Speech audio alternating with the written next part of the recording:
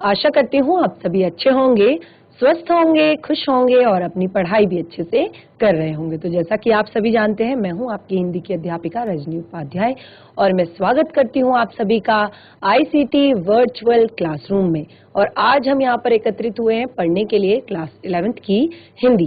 Class 11th की हिंदी में हमारा जो चैप्टर था वितान पाठ्य पुस्तिका का सेकंड चैप्टर राजस्थान की रजत बूंदे, वो हमारा कंप्लीट हो गया था और बहुत सी बातें हमने इसमें राजस्थान में बनने वाली जो कुइयां हैं, किस तरह से कुई राजस्थान के लोगों की प्यास बुझाती है और कुई का निर्माण से लेकर कुई की रखवाली से लेकर वहां की जो मिट्टी है उसके बारे में हमने बहुत सारी जानकारियां अपने पिछले पाठ में ली थी।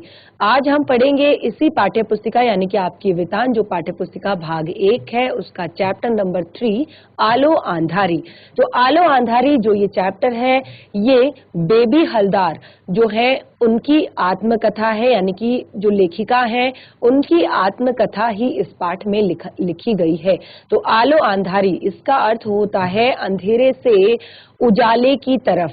तो ये जो पाठ है इसमें बेबी हलदार ने अपने जीवन की जो आत्मकथा है कि किस तरह का उनका जीवन रहा, किस तरह के उनकी जीवन की कथा थी कि एक जब बहुत ही ऐसी झुग्गी झोपड़ियों में वो रहती थी कि जहां पर झांकना भी लोग सभ्य नहीं मानते थे। तो ऐसे छोटे से परिवार से वो आई थी और उसके बाद उनकी शादी हुई, उनके बच्चे हुए और किस तरह से उनके पति ने उन्हें छोड़ दिया और उसके बाद कैसे उनका जो जीवन है वो आगे चला, कैसे उनके जीवन का जो आधार है उनको बनाने वाले जो थे उन्होंने कैसे उनका साथ दिया और कैसे वो आज एक महान लेखिका के रूप में इस पाठ को लिख रही हैं, इस पाठ को लिखने के लिए वो उभरी हैं।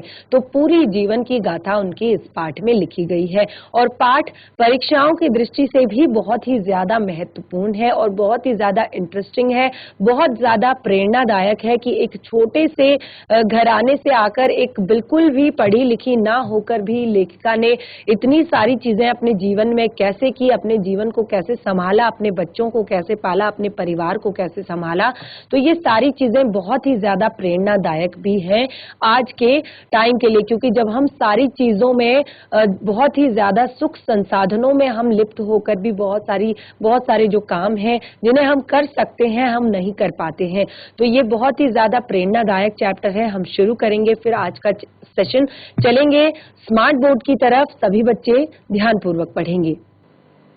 तो हम चैप्टर शुरू करते हैं। जैसे कि मैंने आपको बताया, इस चैप्टर का नाम आपको अपनी स्क्रीन पर दिखाई दे रहा है, आलो अंधारी, यानी कि अंधेरे से उजाले की तरफ।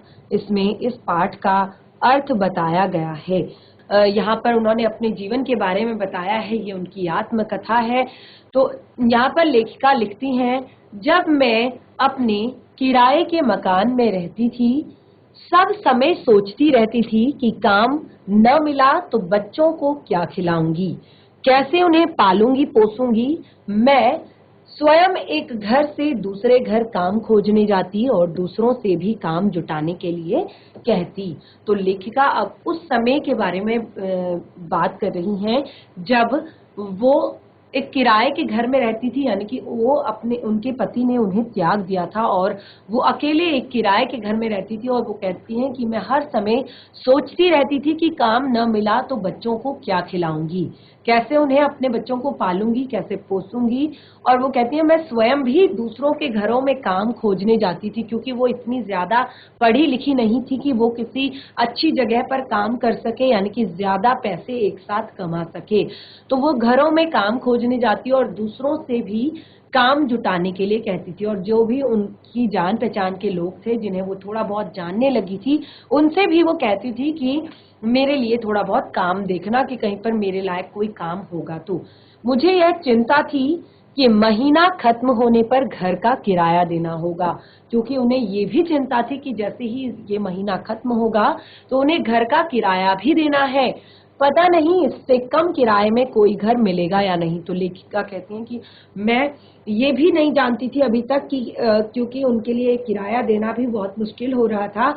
और वो कहती हैं कि मुझे यह चिंता भी थी कि जब ये इससे कम किराए का कोई घर मिलेगा या नहीं। काम के साथ मैं घर भी ढूंढ रही थी। 1.5 सप्ताह हुए जा रहे थे और काम कहीं नहीं मिला। लेखिका कहती है कि काम के साथ साथ मैं घर भी ढूंढ रही थी और 1.5 सप्ताह लगभग मुझे हो गया था, ना तो काम मिला था ना ही घर। मुझे बच्चों के साथ उस घर में अकेले रहते देख आसपास के सभी लोग पूछते, तुम यहाँ अकेली रहती हो? तुम्हारा स्वामी कहाँ रहता है?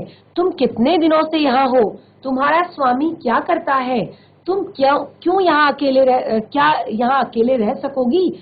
तुम्हारा स्वामी क्यों नहीं आता? ऐसी बातें सुनकर लेखिका कहती है कि मेरे पास खड़े होने की इच्छा, किसी के पास खड़े होने की इच्छा मेरी नहीं होती। देखिए, एक साथ यहाँ पर इतने सारे प्रश्न, यानी कि एक महिला अगर अकेले रहती है, एक महिला अगर अकेले अपने बच्चों के साथ कहीं पर रहती है, तो इस तरह के बहुत सारे उसके समाज के सवाल, समाज के ताने उसे सुनने पड़ते हैं, खास तौर पर उस समय पर जबकि लेखिका यहाँ पर बात बता रही है।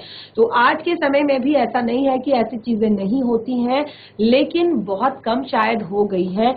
लेकिन अगर कोई महिला है और अपने बच्चों के साथ इस तरह से अकेले रहती है, तो लोग उसको बहुत ज्यादा इस तरह के ताने सुनाते हैं। तो लेखिका कहती हैं कि ये सारी बातें सुनकर मेरा किसी के पास ठहरने का मन नहीं होता था, यानी कि मुझे अच्छा नहीं लगता था कि मैं किसी के पास रुकूं और बात करूं। किसी से बात करने की इच्छा नहीं होती थी और बच्चों को साथ में ले मैं उस समय काम खोजने निकल पड़ती। और लेखिका कहते हैं कि मैं बच्चों को साथ में लेकर काम ढूंढने निकल जाती। कुछ घंटों बाद जब मैं घर लौटती तो फिर पड़ोस की औरतें आकर पूछती, काम मिला?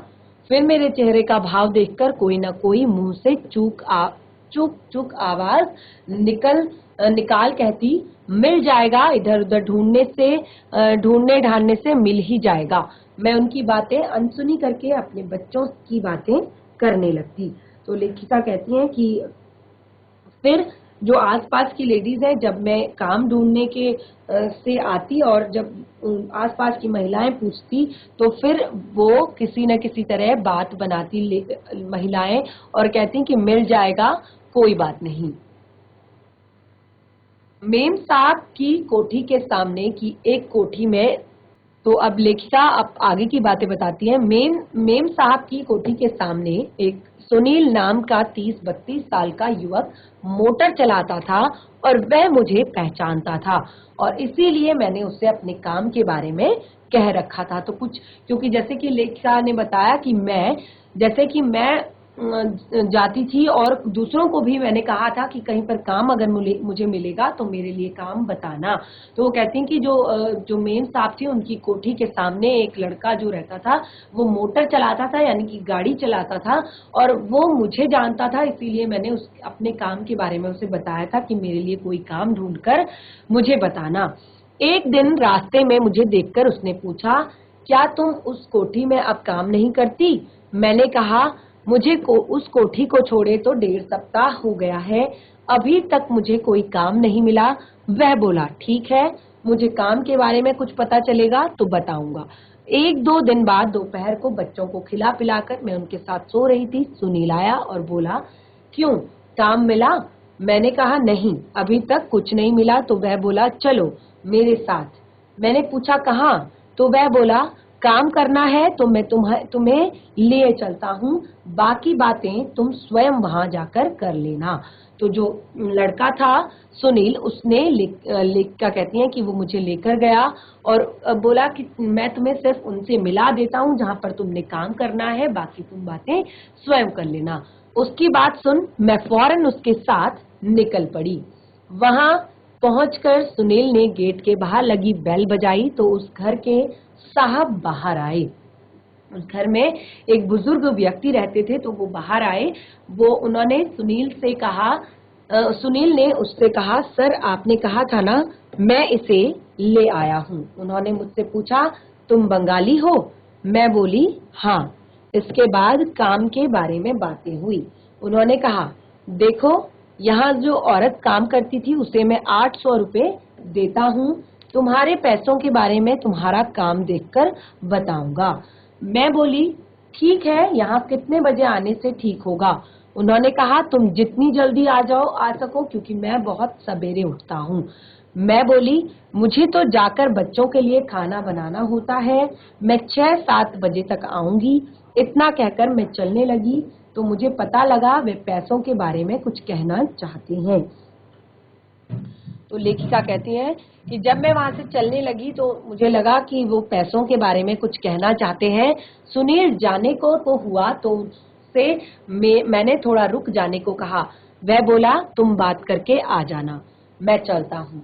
मैंने कहा, बस थोड़ा सा रुक जाओ, लेकिन साहब ने फिर पैसों की बात नहीं उठाई और सिर्फ इतना कहा, कल से तुम काम पर आ जाओ। अगले दिन मैं काम पर आई तो दूर से ही 35-40 वर्ष की एक विधवा को उसी घर में काम के लिए जाते देखा। साहब बाहर पेड़ों में पानी दे रहे थे। मुझे देखते ही वह भीतर गए और उस औरत से साफ साफ बातें करके उसे समय काम से हटा दिया। और वह औरत भी बंगाली थी। बाहर आते ही उसने मुझे गालियां देना शुरू कर दिया। तो लेखिका कहती है कि जैसे ही मैं वहां पे एंटर हुई तो वहां पर एक 35-40 वर्ष की जो एक महिला थी वो पहले से काम करती थी। तो साहब ने उसे काम से शायद उसे निकाल दिया होगा, तो इसीलिए वो गाली देती हुई बाहर आ रही थी। तो मैंने कहा, लेखिका कहती है कि मैंने कहा, देखो मैं कुछ नहीं जानती, यदि जानती होती कि यहाँ पहले से कोई काम कर रहा है तो मैं नहीं आती। मुझसे कहने से कोई लाभ नहीं, तुम साहब को मेरी तरफ से जाकर बता दो कि वह इस तरह का काम करने को राजी नहीं है। उसने ऐसा कुछ नहीं किया और मुझे बकते बकते चली गई। साहब आकर मुझे भीतर ले गए और सब समझा बुझा दिया कि क्या करना होगा, क्या नहीं करना होगा।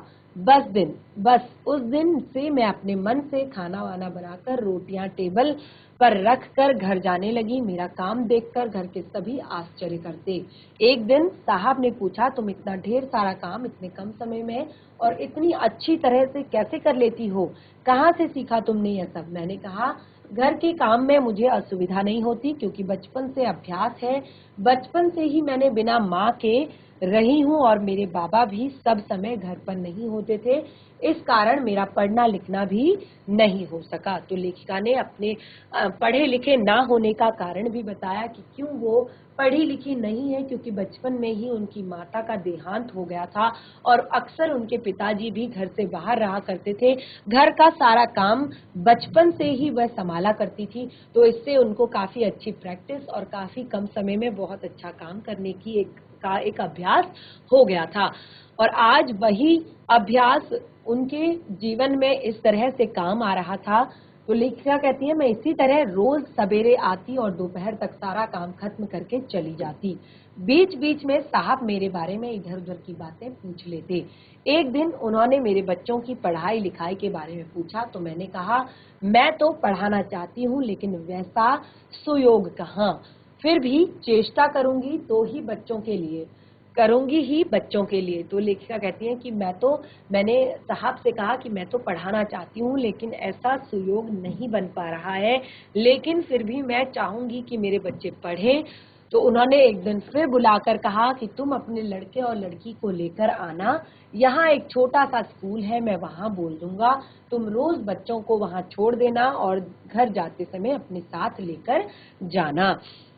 तो उनके बच्चों को भी बुला लिया वहां पर और स्कूल में छोड़ दिया गया। तो लेखिका कहती हैं कि अब मैं बच्चों को साथ लेकर आने लगी, उन्हें स्कूल में छोड़ घर आकर अपने काम में लग जाती। स्कूल से बच्चे जब मेरे पास आते तो साहब कुछ न कुछ उन्हें खाने को देते।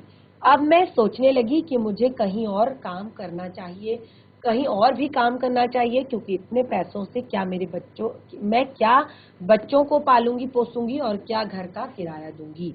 तो अब लेखिका कहती हैं कि मैंने सोचा, क्योंकि अब बच्चे भी स्कूल जाने लगे हैं, तो लेखिका कहती हैं कि मैंने सोचा कि इतने कम पैसों में, क्योंकि केवल 700-800 रुपए वहां पर उनको मिलते थे, तो वो सोच रही हैं कि मैंने सोचा कि मैं अब कहीं और भी काम करूंगी ताकि थोड़ा और पैसे मिले और ताकि मैं अपने बच्चों को पढ़ा लिखा सकूं और अपने घर का किराया भी दे सकूं।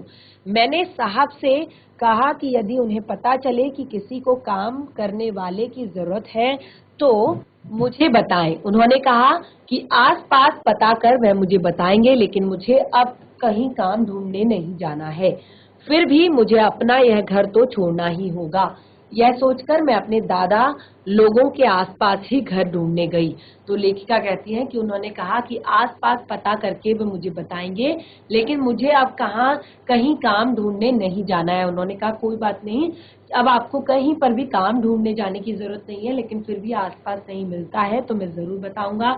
और लेखिका कहती हैं कि मुझे वहां से घर तो छोड़ना पड़ेगा, और ये सोचकर उनके कोई जान पहचान के थे दादा जो थे, वो उन्हीं के घर के आसपास घर ढूंढने लगी। घर मिल भी गया और उस दिन पुराना घर छोड़कर मैं उसमें चली आई। इस घर का भाड़ा तो 500 रुपए ही था, लेकिन टट्टी पेशाब के लिए बाहर जाना होता था। मैंने सोचा जब सब इसी तरह रह रहे हैं तो मैं क्यों नहीं रह सकूंगी। वहां भी लोग मेरे बारे में सब कुछ जानने की चेष्टा करते और मुझे लेकर तरह तरह की बातें करती। तो लेखिका कहती हैं कि वो जगह भी ऐसी सेफ नहीं थी, वहां के लोग भी ऐसे नहीं थे कि वो एक महिला को उसके बच्चों के साथ आराम से जीवन जीने दे, जो कि इतनी मेहनत वाला काम वो करती थी। तो कोई मुझसे अच्छा व्यवहार करता तो कोई नहीं, कोई मुझे अच्छी सलाह देता तो कोई मुझे देख दबी जबान से कुछ कहने लगता। इन सभी बातों से मुझे कुछ लेना देना नहीं था। मैं सवेरे उठकर बच्चों को खिला पिलाकर रेडी करती और घर में ताला लगाकर उनके साथ निकल पड़ती। मैं एक ही कोठी में काम करते कैसे अपना काम चलाऊंगी और कैसे घर का किराया दूंगी, इस बात को लेकर लोग आपस में खूब बातें करते। मैं स्वयं भी चिंतित थी कि मुझे एक दो और कोठियों में काम नहीं मिला तो इतने पैसों में गुजारा कैसे होगा। मैं रोज साहब से पूछती कि किसी ने उन्हें काम के लिए कुछ बताया क्या। वह मेरा प्रश्न और कोई बात करके टाल देते, लेकिन उन्हें देखकर मुझे लगता था जैसे वह नहीं चाहते कि मैं कहीं और भी काम करूं। शायद वह सोच रहे हों कि मुझसे वह सब होगा या नहीं, और होगा भी तो उससे बच्चों की पढ़ाई लिखाई ठीक से नहीं चल पाएगी। शायद इसीलिए उन्होंने एक दिन हठात मुझसे पूछा, बेबी महीने में तुम्हारा कितना खर्चा हो जाता है। शर्म से मैं कुछ नहीं बोली और उन्होंने भी दोबारा नहीं पूछा, क्योंकि बहुत कम पैसे उन्हें मिलते थे और इतने पैसे काफी नहीं थे, क्योंकि 500 रुपए केवल उसके घर का किराया था। उसके बाद खाना पीना, राशन, बच्चों की पढ़ाई, वो सारी चीजें उसे जोड़नी थी। तो इसलिए वो बार बार जो है दूसरे घर में भी काम करने के बारे में सोच रही थी, लेकिन जो साहब थे यानी कि जिस घर में वो काम करती थी, वो नहीं चाहते थे कि बेबी उस घर में के अलावा दूसरे घर में काम करे। तो एक दिन उन्होंने पूछ ही लिया कि बेबी तुम्हारा कितना खर्चा है महीने का, यानी कि कितने खर्च हो जाते हैं तुम्हारे पैसे। तो क्योंकि कुछ भी पैसे उसके पास नहीं बच पाते थे, तो उसको शर्म आई और वो शर्म के मारे कुछ भी नहीं बोली और उन्होंने भी दोबारा नहीं पूछा इस बारे में। मुझे सवेरे जल्दी उठकर बिना कुछ खाए पिए काम पर आना पड़ता था। खाना वाना बनाकर मैं घर जाती और वहीं सब काम वहां जाकर करती। साहब कहते तो कुछ नहीं, लेकिन कभी कभी ऐसा कुछ कर बैठते जिससे मैं जान जाती कि उनके मन में मेरे लिए माया है। यानी कि जो बुजुर्ग व्यक्ति थे, वो लेखिका कहती हैं कि भले ही वो मुंह से कुछ नहीं कहते थे, लेकिन वो कभी कभी ऐसे काम करते थे कि जिसे देखकर लेखिका कहती हैं कि मुझे लगता कि उनके मन में मेरे लिए स्नेह है, मेरे लिए प्रेम है। सवेरे उनके यहाँ जाने पर कभी कभी देखती कि वह बर्तन पोंछ रहे हैं, कभी उन्हें झाड़ू लेकर जाले ढूंढते देखती। मैं पूछती कि उन्हें यह सब करने की क्या दरकार, तो वह उधर उधर का कोई बहाना बनाकर बात को टाल देते। उनके यहाँ काम करने में मुझे बहुत सुख मिलता। वहाँ कोई भी मेरे काम को लेकर कुछ नहीं कहता, कोई यह तक नहीं देखता कि मैं कुछ कर भी रही हूँ या नहीं। मुझे सवेरे देखते ही साहब का चेहरा खिल उठता, लेकिन वह बोलते कुछ भी नहीं थे। वह जिस तरह से मुझे देखते उससे मुझे लगता जैसे सोच रहे हो कि बेचारी को किस अपराध के पीछे अपना घर परिवार छोड़ बच्चों के साथ यहाँ अकेले रहने को बाध्य होना पड़ा। क्योंकि हम किसी से डायरेक्ट किसी के पर्सनल जीवन के बारे में नहीं पूछ सकते, किसी के लाइफ के बारे में नहीं पूछ सकते। जो साहब थे वो भी बहुत ही ज्यादा सभ्य और अच्छे एक बुजुर्ग व्यक्ति थे, और वो रोज जब उनको देखते थे, लेखिका को देखते थे कि वो कितनी मेहनत करती हैं, सुबह सुबह यहाँ पे आती हैं, काम करती हैं, अपने बच्चों को स्कूल छोड़ती हैं, फिर घर लेकर लेकर जाती हैं, उन्हें पढ़ाती हैं, उनके लिए खाना बनाती है। तो वो बहुत सारी चीजों में ऐसे काम करते हैं कि जिससे उनकी हेल्प भी हो जाए और जिससे उनको उनके ऊपर काम का बोझ भी ना पड़े। तो आगे कहती हैं कि उन्हें तब तक जितना मैं जान सकी थी, उससे मुझे लगता था कि कहीं मुझे दुख ना पहुंचे, इस डर से वह मुझसे इस तरह की कोई बात नहीं करते। वह कुछ कहना शुरू करते तो फिर अचानक चुप हो जाते, क्योंकि वो एक समझदार व्यक्ति थे।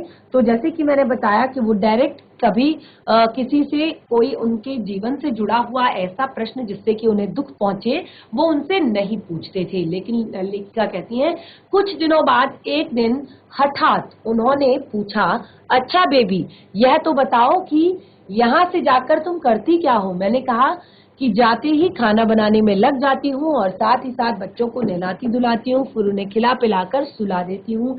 तीसरे पहर उनके साथ थोड़ा घूमती घामती हूँ और शाम को संध्या पूजा करके उन्हें पढ़ाने बिठा देती हूँ। रात में फिर उन्हें खाना पिलाना और सुलाना और सवेरे जल्दी से जल्दी यहाँ के लिए निकल पड़ना। बस यही है मेरे सारे दिन का काम। तो जो साहब थे, उन्होंने जब इस तरह की बात पूछी तो उन्होंने कहा कि मैं ज्यादा कुछ नहीं करती, जो नॉर्मल चीजें होती हैं, यानी कि घर जाने के बाद अपने बच्चों को खाना खिलाती हूँ, नहलाती हूँ, धुलाती हूँ, उन्हें सुलाती हूँ, शाम को उन्हें घुमाती हूँ, संध्या पूजा करती हूँ और उसके बाद फिर खाना, सोना, तो ये सारी चीजें। तो फिर उन्होंने कहा, वह बोले, अच्छा तो फिर तुम और काम ढूंढ रही हो, तो उसके लिए तुम्हें समय कहाँ से मिलेगा? क्योंकि वो जानते थे कि इसके पास 2 छोटे-छोटे बच्चे भी हैं जिनका ध्यान भी इसने रखना है, तो इसीलिए वो बहुत दिनों से इसके लिए काम भी नहीं ढूंढ रहे थे, ताकि इसके बच्चों की जो जीवनचर्या है, बच्चों की का जो स्कूल लाइफ जो है, एक उस पर असर पड़ेगा। तो फिर उन्होंने कहा कि तुम काम तो ढूंढ रही हो ताकि तुम्हें कहीं और काम मिले, तो तुम ये कैसे करोगी, क्योंकि तुम्हारा पूरा टाइम तो बच्चों के साथ लग जाता है। तो लेखिका कहती है, मैं बोली, इसी में से निकालना होगा और नहीं तो क्या, बिना किए और कोई चारा भी तो नहीं है। इस पर बस उन्होंने कहा, देखो, यदि मैं तुम्हारी कुछ और मदद कर दूं तो तुम कहीं और काम नहीं करोगी ना। तो उनकी बात सुनकर मैं सोचने लगी, वह मेरा कितना ख्याल रखते हैं, कितना मुझे चाहते हैं। उन्होंने फिर मुझसे पूछा, क्या हुआ, तुमने कुछ बताया नहीं, क्या सोच रही हो? मैं बस कुछ भी तो नहीं। तो लेखिका सोचने लगी, क्योंकि वो उन्हें अपनी एक पुत्री की तरह मानते थे और वो उसकी मदद करना चाहते थे। तो उन्होंने कहा कि मैं तुम्हारी थोड़ी और मदद कर दूंगा, तो क्या तुम्हें कहीं और काम करना पड़ेगा? तो लेखिका कहती हैं, नहीं, मैं थोड़ी देर सोचने लग गई, चुप हो गई और तो उन्होंने कहा कि देखो बेबी, तुम समझो कि मैं तुम्हारा बाप, भाई, माँ, बंधु सब कुछ हूँ, यानी कि मैं तुम्हारे लिए सब कुछ हूँ। तुम्हारा पिता भी मैं हूँ, तुम्हारा भाई भी मैं हूँ, तुम्हारी माँ भी मैं हूँ, तुम्हारा बंधु भी मैं हूँ और सब कुछ मैं हूँ। कभी मत सोचना कि तुम्हारा कोई नहीं है, क्योंकि वो अब लगभग वो अकेली हो चुकी थी जीवन में, क्योंकि ऐसे जगह से वो आती थी, जैसे कि मैंने आपको बताया कि जहाँ पर लोग झांकना भी पसंद नहीं करते थे, ऐसी झुग्गी झोपड़ियों से वो आती थी। और उसके बाद जब उनका विवाह हुआ, उनके बच्चे हुए, तो उनके पति ने भी उन्हें त्याग दिया, छोड़ दिया और वो बिल्कुल भी पढ़ी लिखी नहीं थी, क्योंकि एक तरफ बचपन में ही उनकी माता का देहांत हो गया था और पिताजी भी शायद अब नहीं रहे होंगे या फिर इतनी दूर होंगे कि उनसे कोई ऐसा कांटेक्ट नहीं होगा। तो वो यहाँ पर बिल्कुल अकेली थी। तो यहाँ पर उनके जो साहब थे उन्हें समझाने का प्रयास कर रहे थे कि मैं अभी यहाँ पे अगर तुम मेरी सारी बातें मानोगी तो शायद मुझे अपनी जो बातें हैं वो सारी साफ साफ बता सकती हो, मैं किसी भी बात का बुरा नहीं मानूंगा। तुम मुझे अपना पिता समझकर, अपना भाई समझकर, अपना बंधु समझकर, अपनी माँ समझकर अपनी सारी बातें मुझसे शेयर कर सकती हो और मुझे बिल्कुल भी बुरा नहीं लगेगा। थोड़ा रुक कर उन्होंने फिर कहा, देखो, बच्चे मुझे तातुश कहते हैं, तुम भी मुझे वही कहकर बुला सकती हो। यानी कि तातुश उनके बच्चे, जो बुजुर्ग व्यक्ति हैं, वो कहते हैं मेरे बच्चे मुझे तातुश कहते हैं, तो तुम भी मुझे वही कहकर बुला सकती हो। उस दिन से मैं उन्हें तातुश कहने लगी।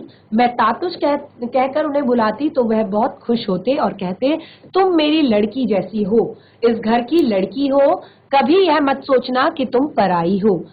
वहाँ वहां कोई भी मेरे साथ पराई जैसा व्यवहार नहीं करता था।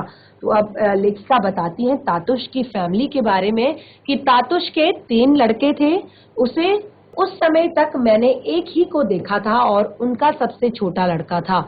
उसके मुंह पे जैसे जबान ही नहीं थी। तो तातुश के 3 बच्चे थे, 3 लड़के ही लड़के थे। तो वो बताते हैं कि उन्होंने कहा कि तुम अब इस घर की बेटी हो और तुम्हें बिल्कुल ये नहीं सोचना है कि तुम पराई हो। और लेखिका कहती है कि उस घर के लोग भी मेरे साथ बिल्कुल ऐसा व्यवहार करते थे जैसे कि मैं इसी घर की हूँ।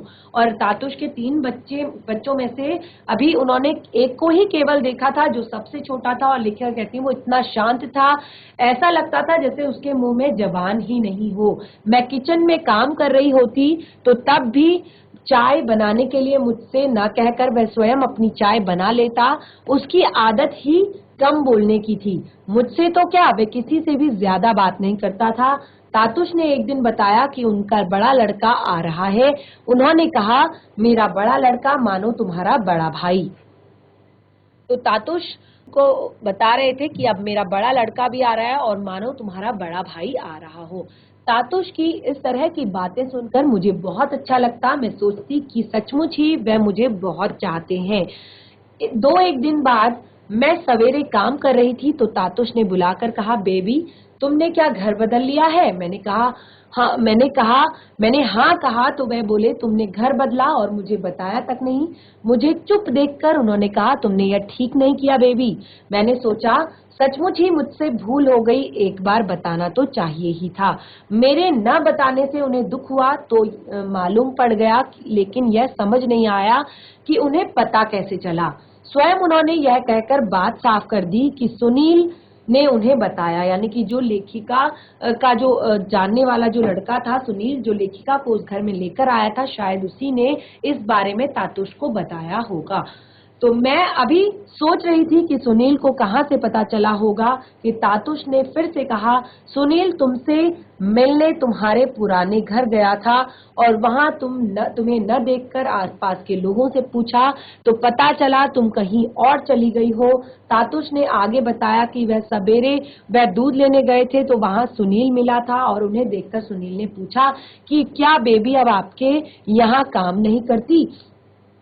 तो जब उन लेखिका ने जब अपना घर चेंज किया तो तातुश को बिना बताए किया, जिससे कि वो नाराज हो गए और लेखिका को कहने लगे कि तुम्हें घर चेंज करने से पहले मुझे बताना चाहिए था। तो बच्चों, आलो अंधारी जो एक यहाँ पर आत्मकथा है, इसमें अभी तक हमने केवल लेखिका का जो जीवन, जब उन्होंने ये कहानी लिखी नहीं थी, किस तरह से उन्होंने अपने परिवार का पालन पोषण करना शुरू किया था, अपने जीवन की जो अकेली जो यात्रा थी उसको शुरू की थी, वहां तक अभी हमने पढ़ा है। आगे इस चैप्टर को कंटिन्यू करेंगे हम अपने नेक्स्ट सेशन में। बहुत ही इंटरेस्टिंग होने वाला है ये चैप्टर, क्योंकि यहाँ पर आपको पता चलेगा किस तरह से लेखिका ने अपनी पढ़ाई लिखाई शुरू की, किस तरह से उन्होंने दिन रात मेहनत करके आज अपने जिस पद पर वो है उसको हासिल किया। तो आज का सेशन हमारा यहीं पे समाप्त होता है। हम मिलेंगे नए सेशन में, तब तक के लिए धन्यवाद। आपका दिन शुभ हो।